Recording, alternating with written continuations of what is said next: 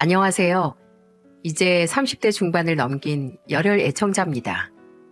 제가 이렇게 사연을 드리는 이유는 가족에 대한 의미를 되짚어보고 싶어서입니다. 가족이란 세상 모든 사람들이 등을 돌려도 내 편이 되어줄 수 있는 유일한 존재가 아닐까요? 하지만 세상 만사가 다 마음대로 되지 않듯 가족에 대한 믿음도 꼭 그렇지만은 않은 것 같습니다. 엄마에 대한 이야기를 조심스럽게 꺼내볼까 하는데요. 저희 엄마는 남들과는 좀 다른 엄마였습니다. 뭐랄까요? 좋게 말하면 자신의 인생을 멋지게 살고 싶어하는 신세대 여성이었고, 나쁘게 말하자면 가족이나 가정보다는 항상 본인이 우선인 사람이었죠. 사실 어릴 적에는 그런 엄마에 대해서 옳다 그르다를 판단하지 못했어요. 엄마가 바빠서 우리 밥을 챙겨주지 못하는구나. 그래서 퇴근한 아빠가 밥상을 대신 차리는구나. 그렇게 생각하고 말았죠. 밤늦게 들어온 엄마가 술 냄새를 풀풀 풍기며 대자로 누워 잠이 들었을 때도 엄마가 바깥에서 힘들게 일을 하고 돌아왔구나. 그래서 저렇게 씻지도 못하고 잠이 들었구나. 이렇게 이해했습니다. 하지만 어린 저는 엄마가 가정에 충실하지 못하고 바깥으로 나돌아다닌다는 것을 어렴풋이 알고 있었어요.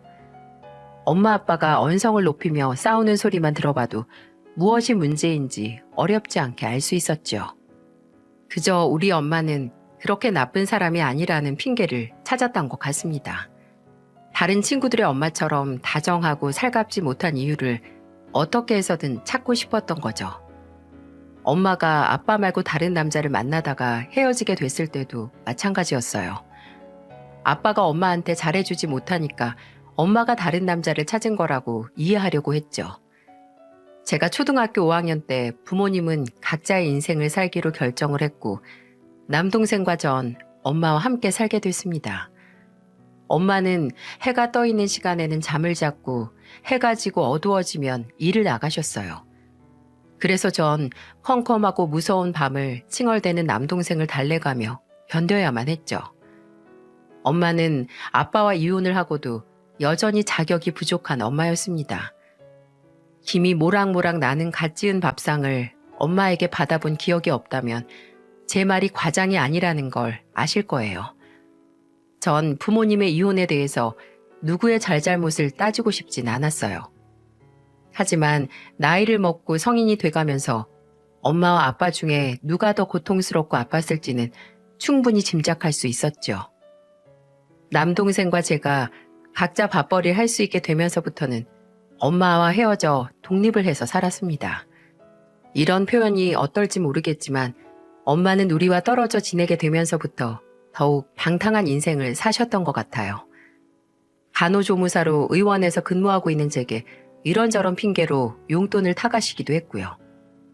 전 엄마가 남자를 만난다는 걸 알고 있었습니다.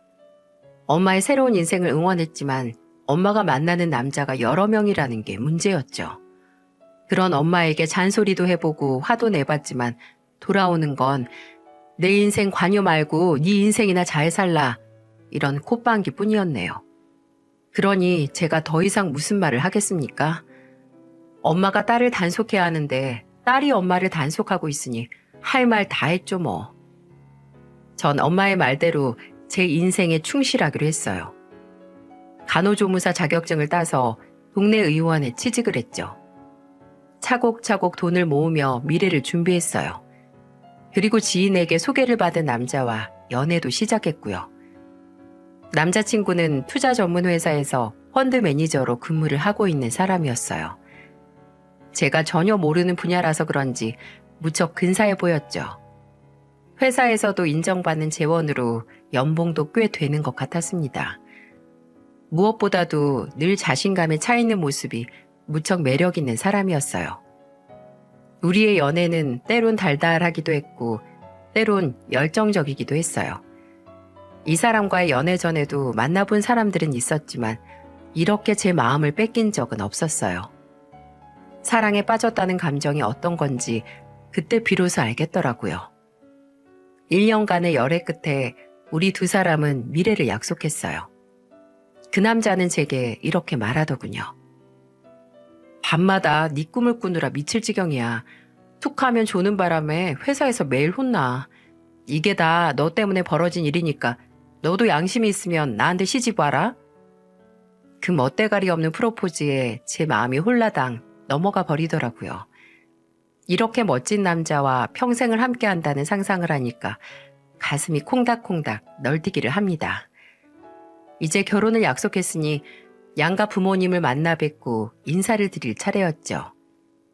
하지만 부모님이 오래전 이혼을 했고 아빠와 엄마가 따로 산다는 사실을 쉽게 말하지 못하겠는 겁니다. 꼭 제 치부를 들키는 것 같아서 부끄러웠거든요.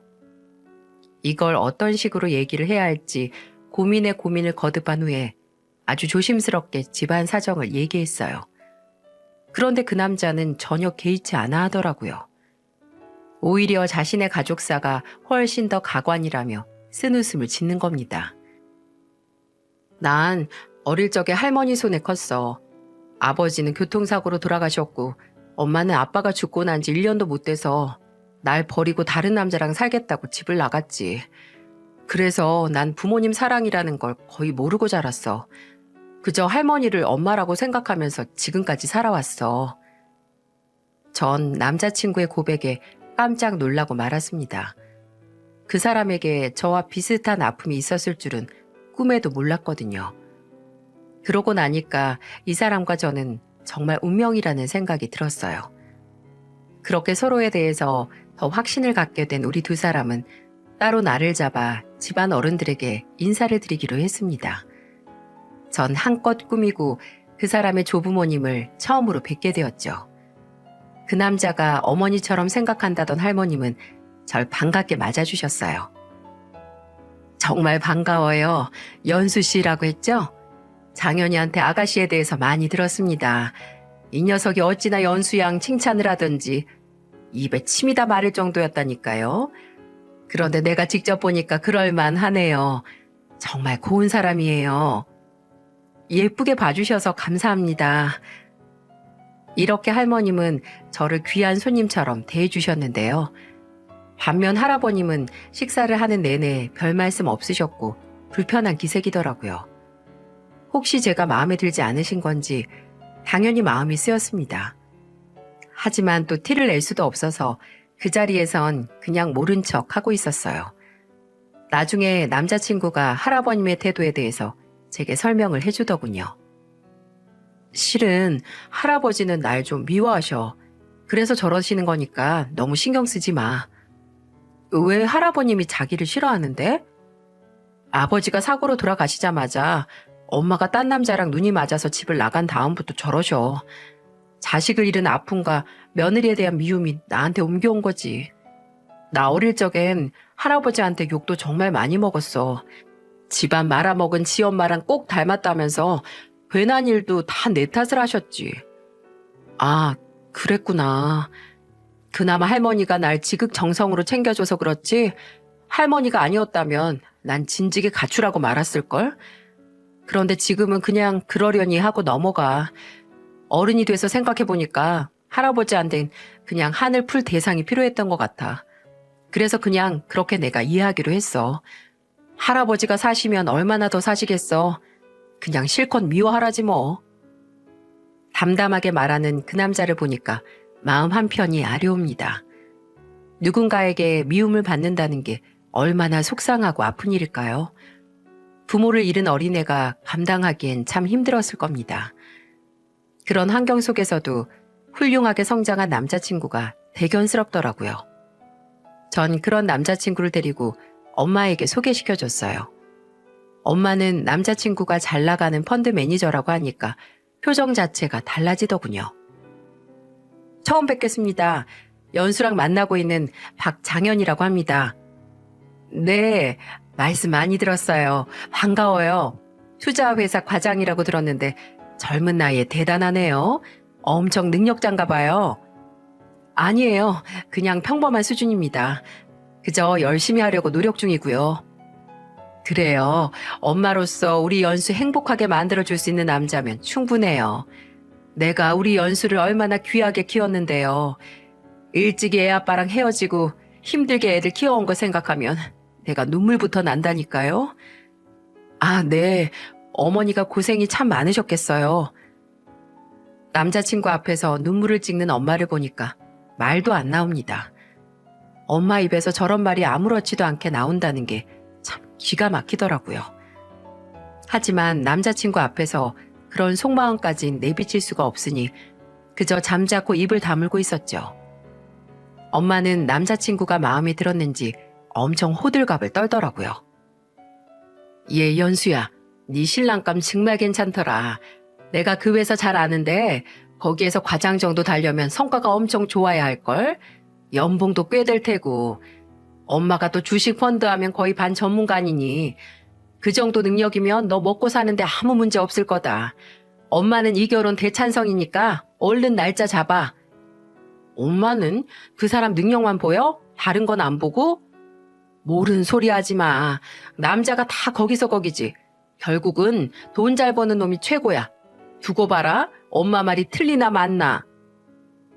남자에 대해서 딱 잘라 말하는 엄마를 보니까 한숨이 절로 나왔어요. 남자라면 도 같은 엄마니까 나름 전문가라고 해야 할까요? 울지도 못하고 웃지도 못하겠는 묘한 감정이 드는 거예요. 아무튼 우리 두 사람은 그렇게 양가 어른들께 순조롭게 결혼 허락을 받았고 식장에 나란히 설 수 있었습니다. 새로운 인생을 시작하는 바로 이 순간 모두에게 축복을 받으며 출발하고 싶었지만 모두 제 마음과 같은 건 아니겠죠. 남편을 미워한다던 남편의 할아버님은 결혼식에 참석하지도 않으셨고 할머님만 덩그러니 혼주석에 앉아 계셨어요. 남편은 그럴 줄 알았다는 듯 크게 개의치 않더라고요. 그렇다고 남편 속이 편할 리가 있겠어요? 하나밖에 없는 손자 결혼식에도 목리를 부리시는 할아버님이 야속하게 느껴지더라고요. 전 그런 남편의 모습을 보면서 제가 더 남편에게 잘해줘야겠다는 생각이 들었습니다.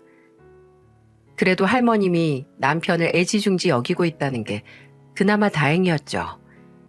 나중에 남편에게 들은 말이었는데요. 할머님은 남편의 결혼식에 쓰라며 2천만 원을 해주셨대요. 남편이 한사코 괜찮다고 받지 않으려고 했는데도 극구 남편 손에 쥐어주셨답니다. 할아버님 몰래 평생을 모으셨을 삼짓돈을 귀한 손자의 결혼식을 위해 내놓은 것이었죠. 이렇듯 남편에 대한 할머님의 사랑은 크고 깊었어요. 어릴 적 부모와 생이별을 한 손자가 이렇게 훌륭하게 커주었으니 얼마나 기특하게 보였을까요? 남편은 그런 할머니가 자신의 친엄마와 다름없다며 평생 효도하며 살 거라고 입버릇처럼 말하곤 했습니다. 어쨌든 이런저런 곡절 끝에 우리 두 사람은 적당한 신혼집을 얻어서 달콤한 신혼을 시작할 수 있었어요. 결혼이라는 것은 거친 바다를 항해하는 것과도 같다라는 말이 있죠. 그만큼 두 사람이 서로를 신뢰하고 사랑으로 살아간다는 게 쉽지 않다는 말일 거예요. 하지만 우리 두 사람은 그런 말이 무색할 만큼 행복한 나날들을 보냈답니다. 적어도 우리 둘 사이엔 아무 문제가 없었어요. 펀드 매니저로 능력을 인정받고 있던 남편은 연일 높은 수익률을 내며 본인의 실력을 유감없이 발휘했고요. 회사에서도 그런 남편의 실적을 높이 샀고 연봉 외에도 갖은 상여금으로 남편을 격려했어요. 그렇다고 남편이 주변에 막 자랑을 하는 스타일도 아니라서 자세한 사정은 몰랐지만 통장에 찍히는 급여 내역만 봐도 우리 남편이 얼마나 능력이 있는 사람인지 쉽게 짐작할 수 있었어요. 거기에다 남편의 회사에선 남편에게 고급 외제차까지 내어줬고 리조트 회원권이나 고급 레스토랑 식사권 같은 것도 척척 나오기도 했으니까요. 부부 사이가 화목하고 경제적으로 윤택하기까지 하니 더할 나위가 없었죠. 전 이 행복이 꺼지지 않고 오래도록 이어져 가길 바라는 마음뿐이었습니다. 그러던 어느 날이었어요. 친정 엄마가 제게 남편과 함께 집으로 한번 들르라고 하더라고요. 왜 엄마? 무슨 일 있어? 무슨 일이 있긴. 너희들 결혼하고 내가 박서방한테 밥 한번 차려주지 않았잖니. 사위는 장모사랑이라고 하는데 내가 시암탉까지는 아니더라도 LA 갈비 정도는 구워야 하지 않겠니? 그러니까 이번 주말에 박서방 데리고 집으로 와. 엄마가 남편에게 밥상을 차려주시겠단 말이 좀 낯설더라고요. 누구보다도 제가 엄마에 대해서 잘 알죠. 엄마는 그런 쪽과는 영 거리가 먼 사람이었거든요. 하지만 엄마도 나이를 먹고 장모가 되니까 조금씩 달라지나 싶었습니다. 사위한테 한 상을 차려준다는 말에 괜히 어깨가 으쓱하기도 했고요. 그래서 남편과 함께 엄마네 집에 가게 됐죠. 엄마는 없는 솜씨, 있는 솜씨를 다 발휘했는지 상다리가 부러지도록 밥상을 차렸더라고요. 박서방, 차린 건 없지만 많이 먹게. 차린 게 없긴요. 이렇게 먹을 게 많은데요. 잘 먹겠습니다, 장모님. 그래, 아유, 먹는 것도 어쩜 이렇게 복스러울까. 지질이도 박복한 년인 줄 알았더니 그래도 우리 연수가 남자복은 있나 봐. 예? 아유, 아니에요. 제가 복 받은 거죠. 사람 착하죠. 남편도 잘 챙겨주죠. 이렇게 얼굴도 예쁘죠. 정말 이 사람 같은 사람도 없어요. 아이고, 그래, 알았네. 그렇게 부부끼리 챙겨주면서 금술 좋게 사는 거 보니까 나도 마음이 참 좋네. 아, 그런데 자넨 회사에서 일은 잘 하고 있지? 네? 아, 직장인이 다 똑같죠 뭐. 출근해서 열심히 일하고 또 퇴근하고 다음날 아침에 또 출근하고 그렇게 열심히 하고 있습니다. 연수한테 잠깐 얘기 들어보니까 자네가 고객 돈을 그렇게 많이 굴린다면서? 자네가 손만 댔다 하면 돈이 불어나서 회사에서 자네를 아주 아낀다던데 사실인가? 아유, 그 정도는 아니고요. 그냥 어디 가서 부끄럽지 않을 수준이에요. 식구끼린 겸손 떨지 않아도 돼. 자네가 능력이 없으면 회사에서 그렇게 외제차도 내주고 연봉도 많이 주겠어? 실은 내가 가지고 있는 돈이 한 5천 정도 되는데 자네가 좀 불려줬으면 해. 자네 생각은 어떤가? 네? 아닙니다, 장모님. 그러지 마시고 그냥 은행에 넣어두세요. 저희가 다루는 상품들은 다 리스크가 있는 상품들이어서 자칫 손해를 볼 수도 있어서요. 요새 은행에 넣어두면 돈이 되나 그게? 사이가 실력 좋은 펀드 매니저인데 가만히 두는 것도 등신이지. 그런 걱정하지 말고 더도 덜도 말고 한 10% 정도 수익만 올려줘. 그 정도는 자네한테 아무것도 아니잖나. 그래도 장모님, 괜히 손해가 나면 제가 좀 그렇잖아요. 그러니까 하지 않으시는 게 좋을 것 같아요. 아유, 이 사람 참. 나 이 돈 있어도 그만 없어도 그만이야. 내가 설마 돈 잃었다고 사이를 잡겠어? 그냥 은행에 넣어두면 재미가 없으니까 그러는 거지. 아무 걱정 말라니까? 왜? 자신이 없어서 그러나? 아니요, 그런 게 아니라 주로 다루는 상품이 1년 미만 단기 상품들이라서 금방 수익이 나긴 하는데 그래도 위험성이 좀 있어서요. 그럼 됐지. 부담 갖지 말고 그냥 자네 능력대로 굴려봐. 내가 손해나도 아무 소리 안 할 테니까. 알겠지? 엄마가 남편에게 자꾸 자기 돈을 굴려달라고 조르는 거예요. 어쩐지 엄마답지 않게 밥상을 차린다고 하더니만 이런 심산이 있었던 거였죠.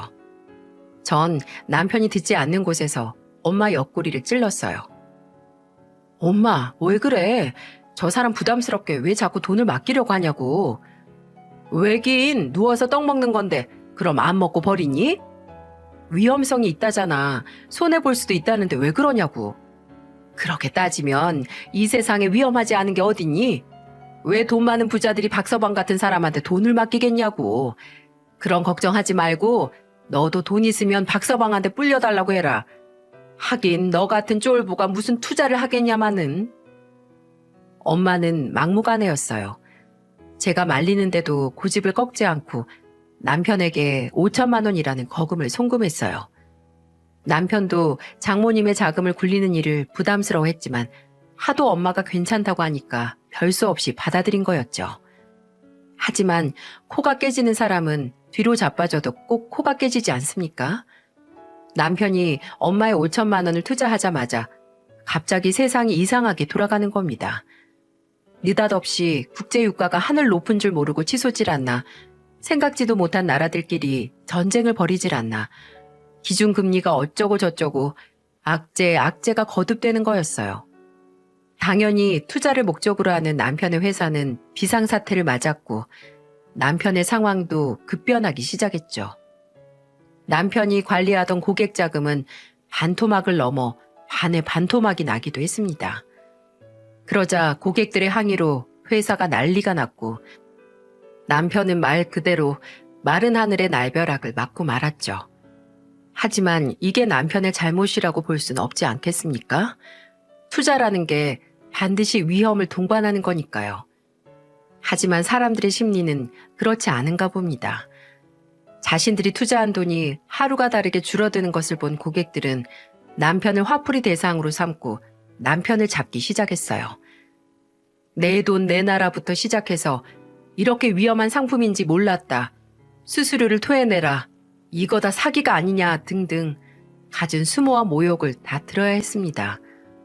그 악몽 같은 시기 동안 남편은 엄청 힘들어했어요. 90kg에 가까웠던 남편의 몸무게가 불과 한 달 만에 70kg까지 빠졌으니 남편의 심적 고통이 얼마나 심했는지 짐작이 되시죠? 금감원에 민원도 넣는 바람에 남편은 여기저기 불려다니며 조사까지 받아야 했습니다. 그래도 남편은 끝까지 자신의 책임을 다하기 위해 노력을 했죠.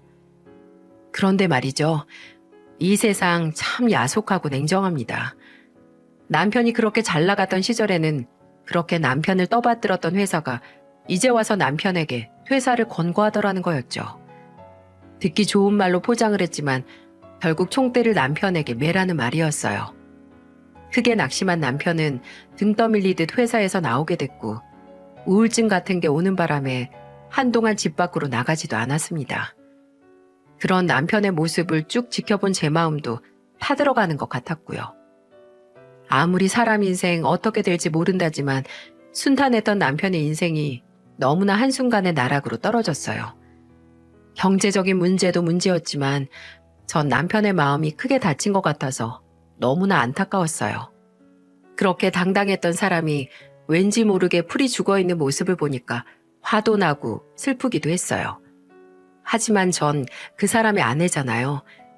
세상 사람들이 다 손가락질을 해도 전 우리 남편 곁을 지켜야 합니다. 여보, 괜찮아. 사람이 살다 보면 이런 일 저런 일 다 겪는 거지 뭐. 당신 그동안 진짜 열심히 살았잖아. 이참에 안식년을 좀 갖는다고 생각해. 푹 쉬면서 다음 일은 천천히 우리 생각하자. 그래, 말이라도 당신이 그렇게 해줘서 너무 고맙다.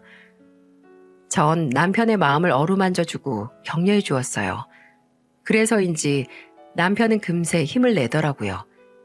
금융 관련 회사에 꾸준히 이력서도 넣고 사람들도 만나면서 재취업을 하기 위해 노력했습니다.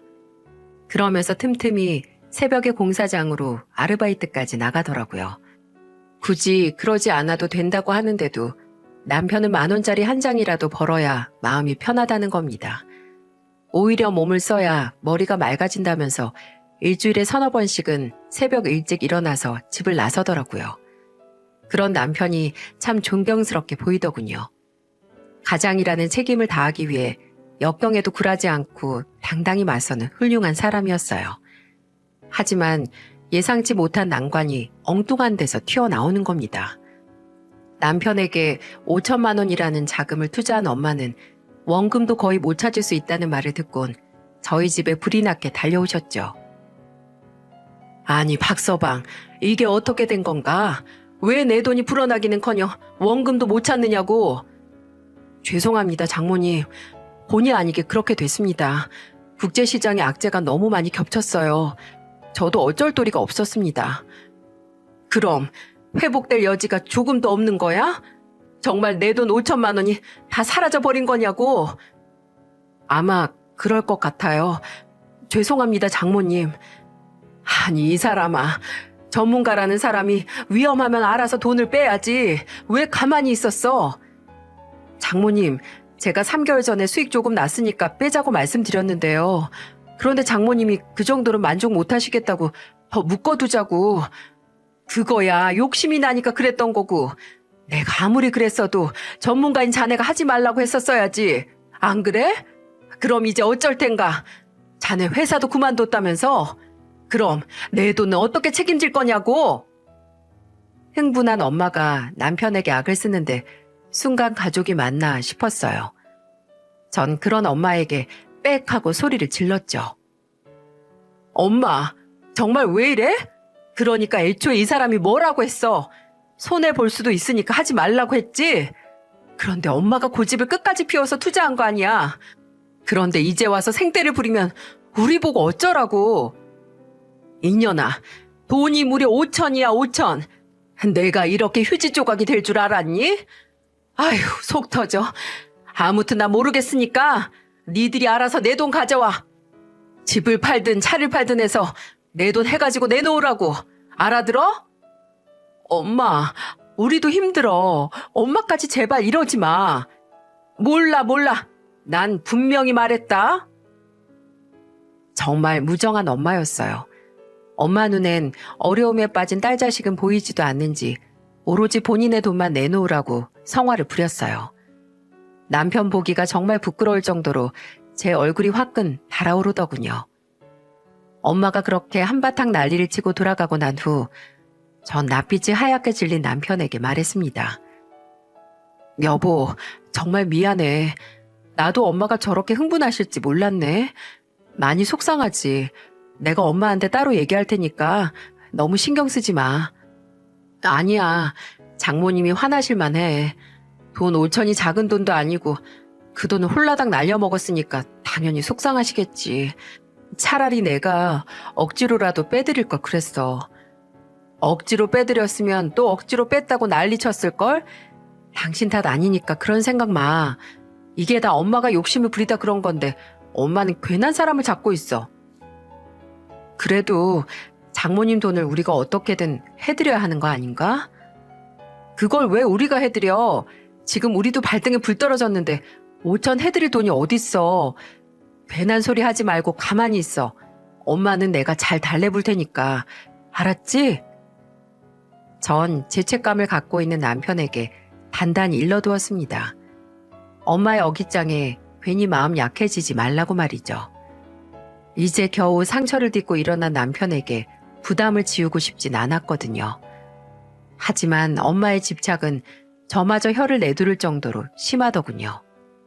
저한테 전화를 걸어서 닥달을 하더니만 저한테는 먹히지 않는다고 생각을 했는지 이제 남편에게 전화를 걸거나 문자를 보내서 수시로 괴롭히는 겁니다. 엄마가 남편에게 보낸 문자를 보니까 정말 제 입이 쩍 벌어지더군요. 박서방, 가족끼리 이러는 거 아닐세? 하루빨리 내 돈 갚아줬으면 좋겠네. 내 피 같은 돈을 날려놓고 나 몰라라 하고 있으면 어떡하나? 자네는 장모한테까지 사기를 치나? 내가 이 꼴을 보려고 내 딸 준 거 아닐세? 다음 달까지 어떻게든 돈 갚아주게. 자네가 정말 미안하다면 장기라도 팔아서 해줘야 하는 거 아닌가?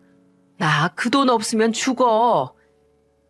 엄마는 마치 악독한 빚쟁이처럼 굴고 있었고 남편은 묵묵히 엄마의 횡포를 감내하고 있었어요. 정말 화가 머리 끝까지 나더군요. 엄마가 어릴 적부터 자식에 대한 정이 없었다는 건 알고 있었지만 이건 정말 제 친엄마가 맞나 의심까지 들더라고요. 그래요. 엄마가 투자한 돈 5천이 공중분해돼 버렸으니 마음이 쓰린 건 충분히 이해합니다. 하지만 엄마 돈을 남편이 꿀꺽 먹은 것도 아니고 엄마에게 투자를 하라고 권한 것도 아니잖아요. 게다가 하나밖에 없는 사위가 회사에서 잘려 막노동을 하고 있는 판국에 자기 돈을 내놓으라고 사위 딸한테 못된 심술을 부린다는 게 말이 됩니까? 전 엄마의 그런 행동에 실망을 넘어 절망까지 느끼고 있었어요. 딸인 저도 이런데 남편은 오죽할까요? 하지만 남편은 제게 크게 내색하지 않고 그저 말없이 공사장을 나가고 있었죠. 이른 새벽 혹시 제가 잠에서 깰까봐 조용히 옷을 갈아입고 집을 나서는 남편을 보면 참 마음이 무겁고 아팠어요. 그래도 언젠가 이 긴 터널이 지나갈 거라고 믿고 견디는 수밖에 없었습니다. 하지만 불행은 한꺼번에 닥친다고 했나요? 남편이 응급실로 실려갔다는 소식에 전 정말 기절할 뻔했습니다. 공사장에서 일을 하던 남편이 그만 발을 헛디는 바람에 높은 곳에서 추락을 했다는 거였죠. 긴급한 수술이 들어간 상태고 보호자가 빨리 와야 하는 상황이라는 겁니다. 정신없이 택시를 잡아타고 병원으로 향했어요. 수술을 마친 의사 선생님 말씀이 남편이 장기를 많이 다친 것 같다며 경과를 조금 더 지켜봐야 할 것 같다는 말씀을 하시더라고요. 자칫 장애를 가질 수도 있다는 경고도 하셨어요. 억장이 무너지는 것 같았습니다. 왜 열심히 살고 있는 남편에게 이런 일이 자꾸 생기는지 하늘이 원망스럽더라고요. 전 병실에서 아직 마취해서 깨지 않은 남편 얼굴을 물끄러미 바라보았어요. 남편은 부모님 대신 할머니의 손에 크면서도 훌륭하고 바르게 성장한 사람입니다. 어려움이 있어도 극복해내려는 의지가 강한 사람이고요. 무엇보다도 아내인 저에게 최선을 다한 훌륭한 남편이었죠. 그런 사람이 병원 침대에 누워있는 모습을 보니까 가슴이 찢어지는 것처럼 아프더군요. 왠지 남편이 한없이 약해 보이고 초라해 보이는 거예요. 전 잠들어 있는 남편의 손을 잡고 조용히 말했습니다. 여보, 아무 걱정하지 마. 별일 없을 거야. 그러니까 당신도 힘내야 돼. 알았지? 마취에 잠들어 있는 남편은 아무 대답도 하지 못했어요.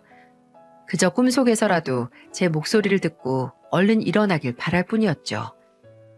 전 남편의 할머님과 친정엄마한테 남편이 크게 다쳤다는 소식을 알렸습니다.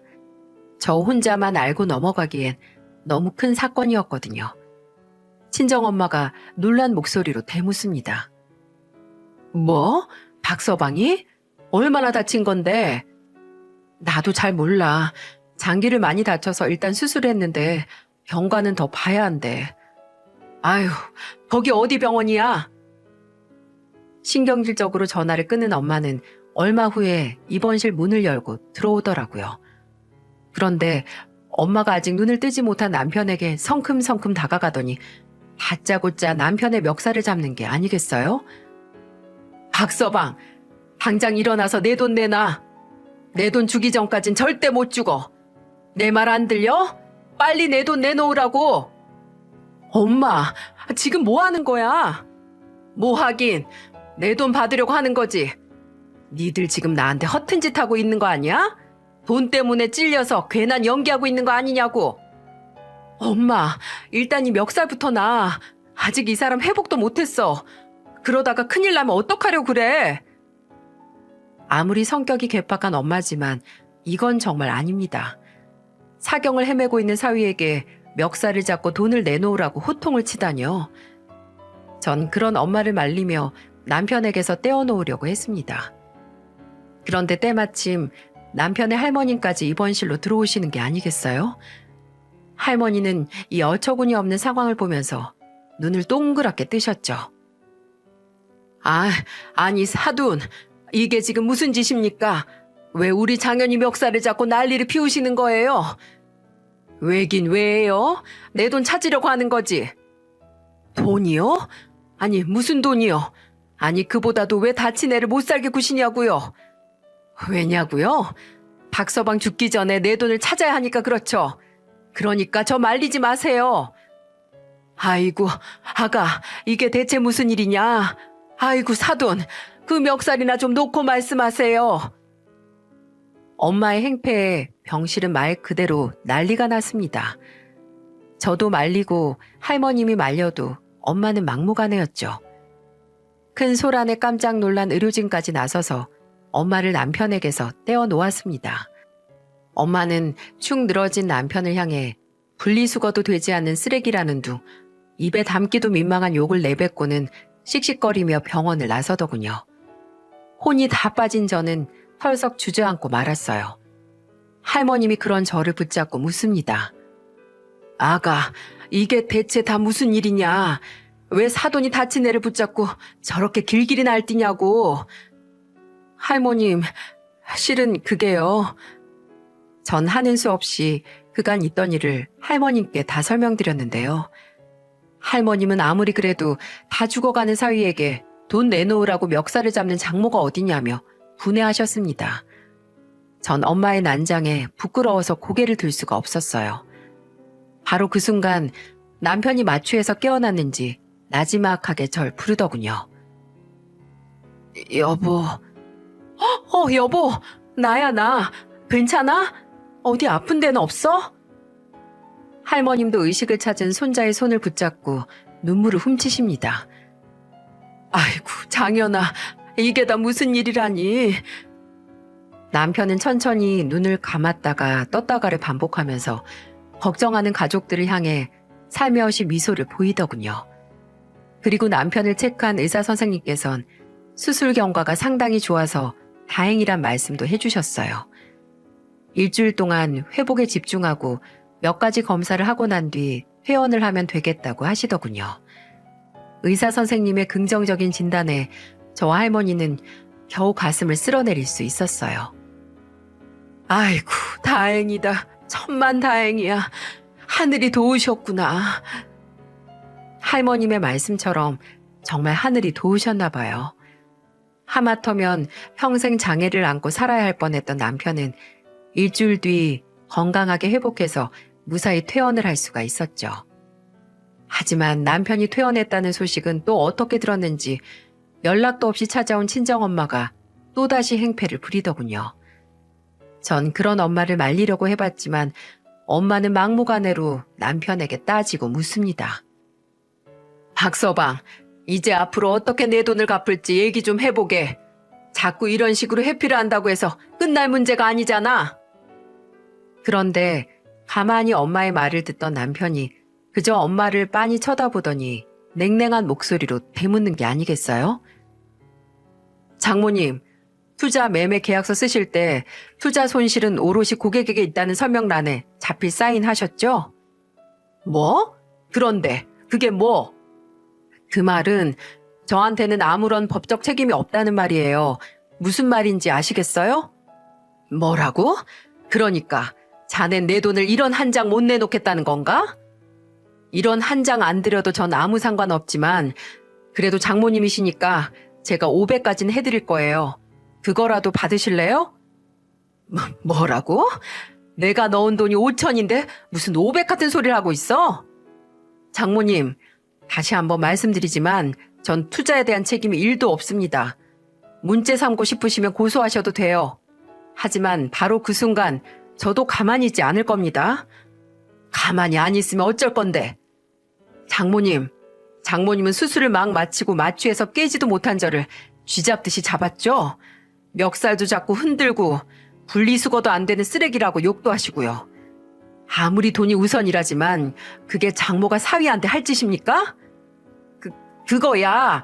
난 자네가 꾀병을 부리고 있는 줄 알아서 그런 거지. 저도 명예훼손으로 장모님 고소할 겁니다. 그리고 요즘 인터넷이 얼마나 무서운지 잘 아시죠? 투자하다 잃은 돈 아깝다고 혼수 상태 사위 멱살 잡은 장모라고 인터넷에 올리면 아주 난리도 아닐걸요? 이참에 어디 한번 유명해져 보실래요? 이 사람이 정말 이제 아주 막 나가자는 겐가? 막 나가는 건 제가 아니라 장모님이시죠. 자기 욕심 때문에 무리한 투자 해놓고선 그 책임을 사위한테 떠넘기고 억지를 쓰는 게 막 나가는 거 아니냐고요? 남편은 친정엄마를 다그치듯 몰아세우더라고요. 솔직히 그 순간 전 크게 놀랐어요. 남편이 엄마에게 냉정하게 구는 모습은 처음 봤거든요. 엄마도 적지 않게 놀란 모양이었어요. 세게 나오는 남편에게 당황을 했는지 엄마가 절 바라보며 SOS를 치는 겁니다. 네 서방 좀 봐라. 아주 지 장모를 잡아먹겠어. 네가 좀 말해봐. 5천 넣은 나한테 500만 주겠다는 게 말이나 돼? 엄마, 500도 엄마니까 해준다는 거야. 솔직히 내 마음 같아선 500원도 주기 싫어. 그러니까 엄마도 눈치가 있으면 그냥 주는 대로 얌전히 받아. 뭐라고? 너까지 왜 이래 정말? 저 역시 선을 넘은 엄마에게 단호하게 말했습니다. 하지만 그 말은 진심이었어요. 돈에 눈이 어두워진 엄마에겐 사이고 뭐고 다 필요 없었으니까요. 전 그런 엄마에게 오만정이 다 떨어져 있었죠. 장모님, 빨리 결정하세요. 저도 참을 만큼 참았습니다. 저 의식이 흐릿한 마취 상태였지만 장모님한테 받은 모욕 다 생생하게 기억하고 있어요. 이젠 더 이상은 참지 않을 겁니다. 그러니까 500 받고 가실래요? 아니면 법정에서 다시 만날까요? 남편의 최후 통첩 같은 말에 엄마의 눈빛이 크게 흔들리더군요. 그리고는 단념했는지 버럭 소리를 지르는 거예요. 알았네. 알았으니까 500 붙여. 그리고 다시는 서로 얼굴 보지 말자고. 네, 알겠습니다. 저도 바라던 바예요. 엄마가 절 한번 째려보더니 문을 박차고 나가버리더라고요. 그러자 남편이 곧바로 제게 이렇게 말하더군요. 내가 장모님한테 심하게 해서 기분 많이 상했지. 미안해 여보. 나도 어쩔 수 없었어. 이래야 당신과 우리 가정을 지킬 수 있을 것 같았어. 아니야, 미안하긴. 내가 더 미안하지. 진짜 잘했어 여보. 내가 하지 못한 말을 당신이 해준 것 같아서 나도 속이 뻥 뚫린 것처럼 시원해. 그래? 그럼 다행이긴 한데. 진짜 괜찮대도 신경 쓰지 말고 당신 말처럼 500 드리고 이제 끝내자. 그게 제일 현명한 방법 같아. 이해해줘서 고마워 여보. 저희는 그렇게 엄마에게 500만 원을 곧바로 송금했어요. 그리고는 엄마한테 문자 한 통을 보냈죠. 500 보냈으니까 이제 이 문제로 더 이상 사람 괴롭히지 마. 이젠 우리도 절대 참지 않을 거니까 그렇게 알아. 이번 일로 엄마한테 다시 한번 실망했다. 엄마에게선 답장이 오지 않았습니다. 그리고 그 문자가 엄마와의 마지막 연락이었죠. 그날 이후 지금까지 우리 모녀 사이는 완벽히 갈라져서 살고 있어요. 친정엄마랑 천륜을 끊고 산다는 게 그리 맞듣진 않지만 엄마가 자초한 일이라고 생각합니다. 시간이 더 지나면 어떨지 잘 모르겠지만 아마 엄마가 바뀌지 않는 이상 저도 변할 이유는 없다고 생각하고 있습니다. 아, 좋은 소식도 있습니다. 극적으로 건강을 회복한 남편은 다시 재취업에 성공을 했어요. 남편의 능력을 높게 산 다른 회사에서 좋은 조건으로 남편을 데리고 간 것이었죠. 그리고 얼마 후에 남편의 할아버님은 지병으로 돌아가셨고 할머님에게 유산으로 땅을 남기셨어요. 그리고 할머님은 당신은 다 늙어서 그런 재산 필요 없다며 그 땅을 남편에게 증여했어요. 당시 시세로도 거의 8, 9억에 이르는 가치 있는 땅이었어요. 땅은 가지고 있으면 더 귀한 재산이 되는 법이니까 둘이 꼭 쥐고 있어라. 이 정도 재산쯤 가지고 있으면 어려움이 있더라도 버팀목이 될 거다. 아마 할머님은 그날의 일을 마음속에 담고 계셨나 봅니다. 저희 친정엄마가 남편에게 돈을 내놓으라며 쌩 난리를 피웠던 그 사건을 말이죠. 그리고 저희 부부는 혼자 되신 할머니를 모시고 살기로 결정을 했습니다. 지금은 어여쁜 손녀딸을 보는 재미에 푹 빠져 계세요. 아무튼 우리 가족은 당시의 고난을 잘 극복하고 행복하게 잘 살고 있어요. 친정 엄마 덕분에 가족의 소중함을 절절하게 깨달은 전 우리 가족의 행복이 깨지지 않도록 최선을 다하고 있습니다. 아이가 부모의 온전한 사랑을 느낄 수 있도록 세심하게 애정을 쏟고 있고요. 가족의 건강 관리를 위해 병원도 주기적으로 잘 다니고 있습니다. 서두에도 말씀을 드렸지만 가족이란 날 끝까지 지켜주는 유일한 존재가 아니겠어요? 제가 남편과 할머님 그리고 우리 딸에게 그런 존재가 되길 바라며 죽는 날까지 가족들과 행복하게 살 생각입니다. 제 사연은 여기까지입니다. 여러분들도 그동안 소홀했던 가족들을 되돌아볼 수 있는 계기가 되길 바라봅니다. 함께해 주셔서 감사합니다.